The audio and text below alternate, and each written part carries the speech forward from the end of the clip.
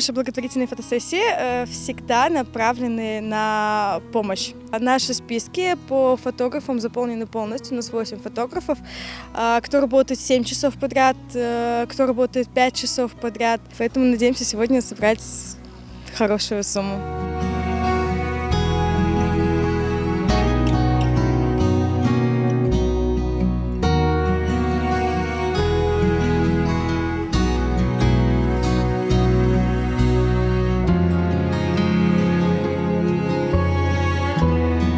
На самом деле, вот я сейчас смотрю, как люди записываются, фотографируются. Да, действительно актуально, потому что сейчас время такое, знаете, фотографии – это память.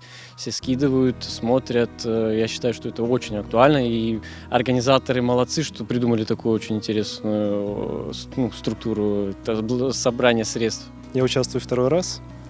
Очень мне по душе такие мероприятия. Вложить частичку, наверное, блага своим делом, то, что я умею, за счет фотографий. Это, во-первых, память, а во-вторых, это очень большое дело, светлое.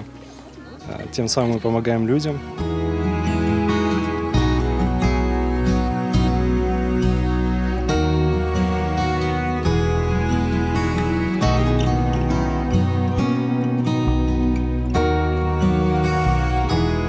Увидели в интернете, что организовывают такую фотосессию, и решили совместить приятное с полезным. Всегда поддерживаю, всегда рада, когда наши ребята помогают людям. Мы каждый год посещаем благотворительные фотосессии, концерты.